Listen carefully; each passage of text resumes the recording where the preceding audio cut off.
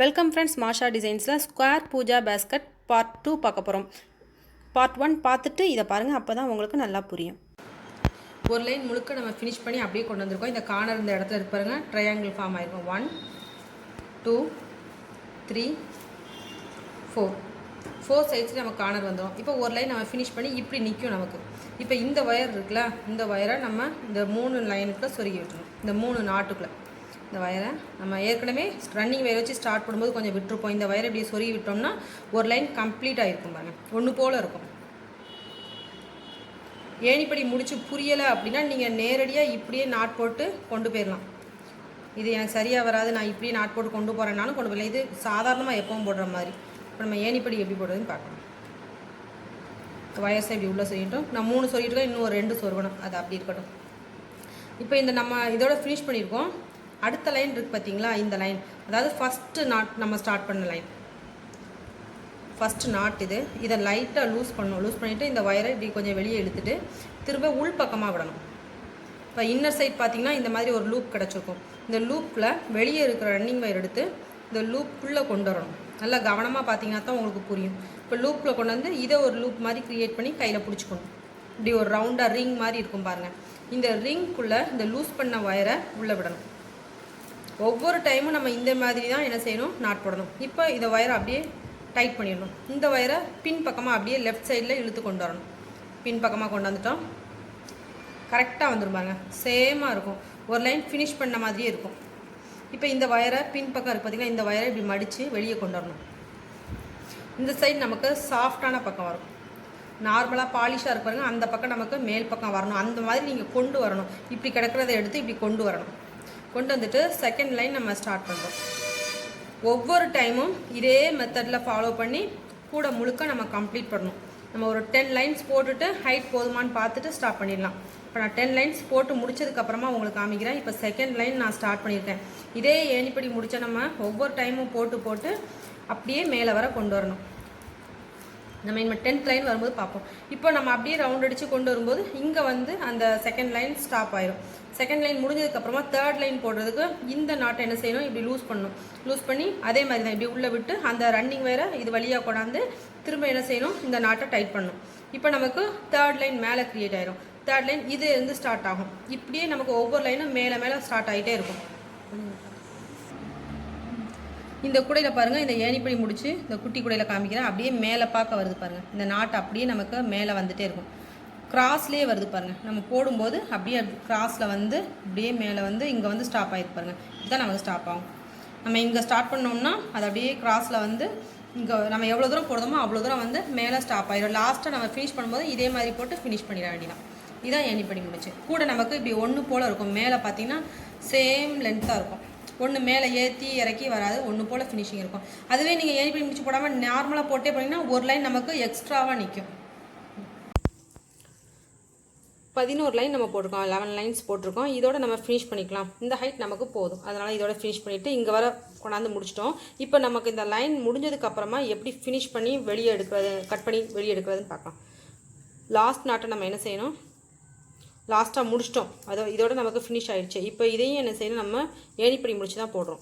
நிதானமாக பாருங்கள், அப்போ தான் ஏணிப்படி முடிச்சு புரியும். நிறைய பேர் புரியலை, இன்னும் கிளியராக சொல்லுங்கன்னு சொல்கிறாங்க. இதுக்கு மேலே கிளியராக சொல்லிக் கொடுக்கவே முடியாது. ஏன்னா இதே ரொம்ப ஸ்லோவாக தான் சொல்லிக் கொடுக்குறேன். தனியாகவும் நான் வீடியோ போட்டிருக்கேன் கூடை டிப்ஸுங்கிற ப்ளேலிஸ்ட்டில். அதையும் நீங்கள் போய் செக் பண்ணி பார்த்துக்கலாம். நீங்கள் தான் மறுபடியும் வீடியோவை பார்த்து ட்ரை பண்ணணும்ப்பா. அதுக்கப்புறமா நம்ம இந்த ரன்னிங் வேற கட் பண்ணி விட்டுறோம். கொஞ்சம் தூரம் விட்டுட்டு இவ்வளோ தூரம் விட்டுட்டு கட் பண்ணி விட்டுருங்க, முடிஞ்சது.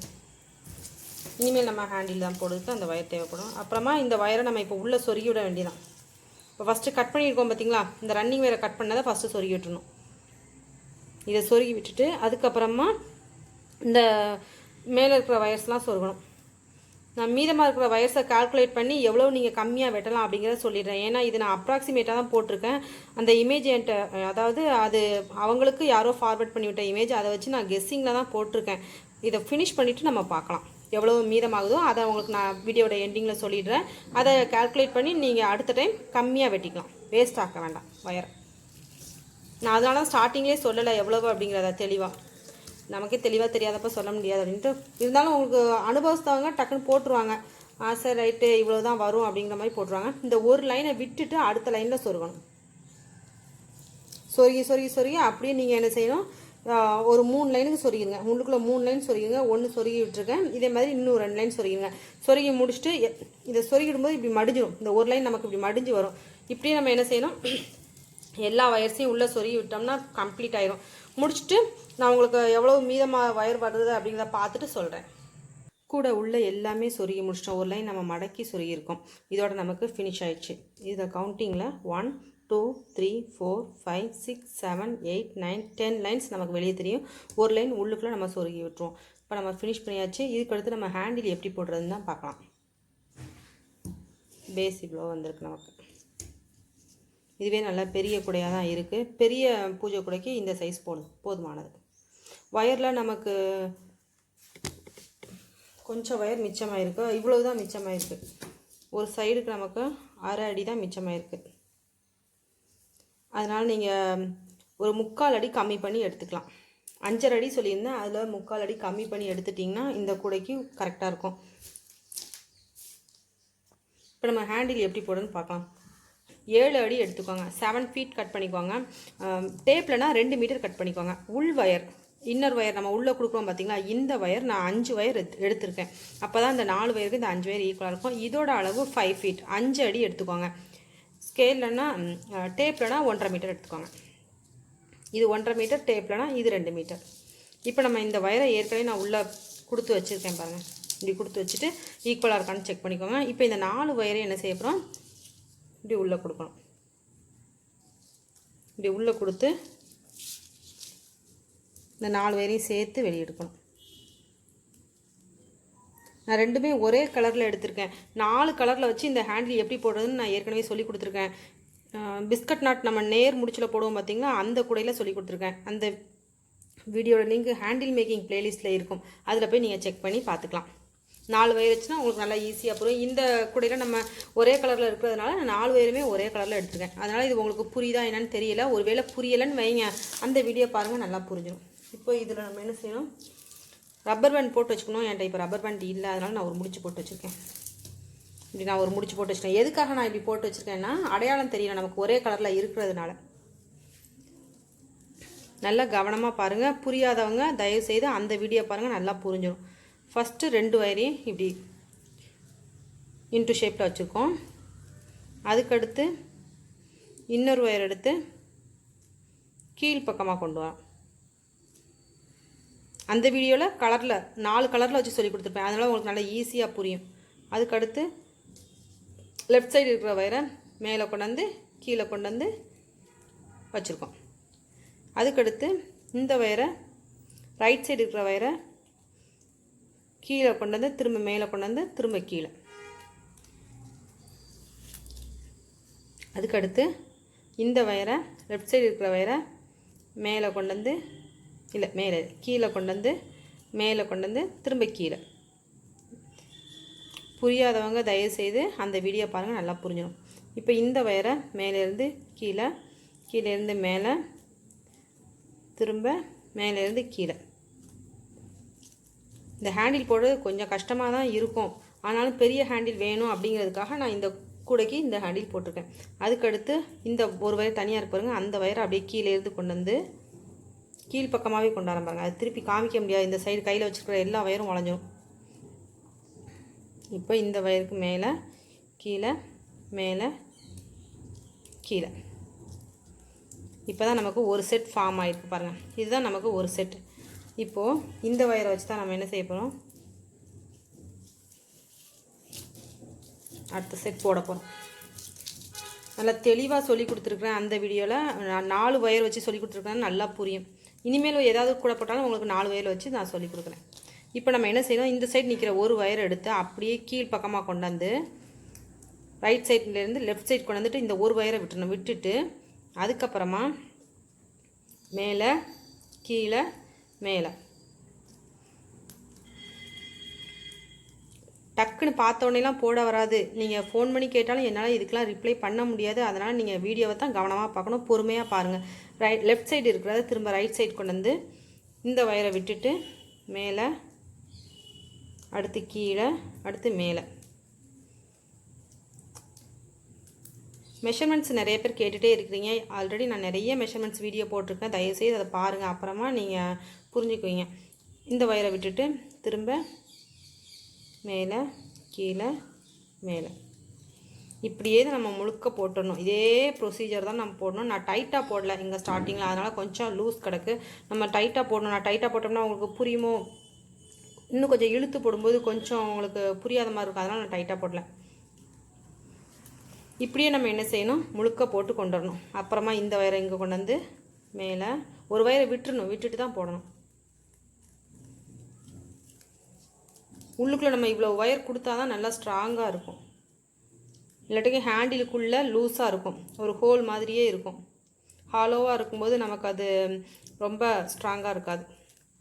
உள்ளுக்குள்ளே ஒயர் இருந்தாலும் ஸ்ட்ராங்காக இருக்கும். அப்புறமா இந்த ஒயர் எடுத்து இதை விட்டுட்டு மேலே கீழே மேலே நிறைய மாடலில் ஹேண்டில் மேக்கிங் பிளேலிஸ்ட் இருக்குது. அப்படி இல்லைனா முறுக்கு கை இப்படி போடலாம், இதுக்கு நல்லா பொருத்தமாகவே இருக்கும். இப்படியே நம்ம என்ன செய்யணும், கூட முழுக்க பின்னி போட்டுருக்கேன் பாருங்கள். இது வரை ஃபுல்லாக பின்னி அப்படியே கொண்டு வந்துடும். கொண்டு வந்துட்டு முடிச்சு போட்டு நிப்பாட்டிக்கோங்க. இப்படி முடிச்சு போட்டு நிப்பாட்டினதுக்கு அப்புறமா 2 ஹேண்ட்லேயும் வச்சு பார்க்கணும், கரெக்டாக இருக்கா அப்படின்னு பார்க்கணும். பார்த்துட்டு அதுக்கப்புறமா என்ன செய்யணும், இந்த சைடில் கொண்டு வந்து நம்ம கட்டி விட்டுற வேண்டியதான். இந்த சைடில் கொண்டு வரணும், அப்படியே கொண்டு வந்து கட்டி விட்டுற வேண்டியதான். இவ்வளோ தூரம் ஹேண்டில் போதும்னு நினைக்கிறவங்க இதோட ஸ்டாப் பண்ணிடுங்க. எனக்கு இவ்வளோ தூரம் போதும். 7 அடிக்கு எனக்கு இவ்வளோ தூரம் வந்திருக்கு. இன்னும் கொஞ்சம் ஒயர் கூட எக்ஸ்ட்ராவாக தான் இருக்குது. உள்ளுக்குள்ளே நான் 2 முடிச்சு போட்டு நல்லா உள்ளே சொருகி விட்டதுக்கு இவ்வளோ ஒயர் இருந்தால், 1 அடி ஒயர் இருந்தால் தான் நம்மளால் அது செய்ய முடியும். ஒருவேளை உங்களுக்கு இவ்வளோ ஒயர் வேண்டாம் அப்படின்னு நினச்சிங்கன்னா நீங்கள் 6 அடி எடுத்துக்கோங்க. ஆனால் உள்ளே முடிச்சு போட்டு சொருகிறது கொஞ்சம் கஷ்டமாக இருக்கும். ஏன்னா 4 ஒயர் பார்த்திங்களா, முடிச்சு அவ்வளோ ஈஸியாக நிற்காது. இப்படி டைட்டாக நிற்கணும் அப்படின்னா கொஞ்சம் இவ்வளோ தூரம் இருந்தால் தான் நம்மளால் முடிச்ச போட்டு சொருகி விட முடியும். அதுக்காகத்தான் நான் இவ்வளோ தூரம் ஒயர் விட்டுருக்கேன். இப்போ இந்த ஒயரை என்ன செய்யணும், ஹேண்டில் முடிச்சுட்டு அந்த ஹேண்டில் இந்த ஹேண்ட்லையும் முடிச்சுட்டு அதுக்கப்புறமா இதை பண்ணுங்கள். நான் இப்போ உங்களுக்கு சொல்லிக் கொடுக்குறதுக்காக ஃபஸ்ட்டே பண்ணிகிட்ருக்கேன். இப்படி உள்ளுக்குள்ள இந்த முடிச்சை எடுத்துடணும். இந்த முடிச்சை எடுத்துட்டு தான் இதுக்குள்ளே வச்சு இப்படி கட்டி விடணும். 2 ஹேண்ட்லையும் முடிச்சுட்டு அதுக்கப்புறமா தான் நம்ம இதை பண்ணணும். சொல்லிக் கொடுக்குறதுக்காக நான் கொஞ்சம் சீக்கிரமாகவே சொல்லிக் கொடுக்குறேன். இப்போ எவ்வளோ தூரம் அளவு வேணும் அப்படிங்கிறது தெரியணும் பார்த்தீங்களா, அதுக்காக நான் இப்போ இதை உங்களுக்கு சொல்லி கொடுத்துட்டு அதுக்கப்புறமா இதை எடுத்துட்டு திரும்ப போடணும்.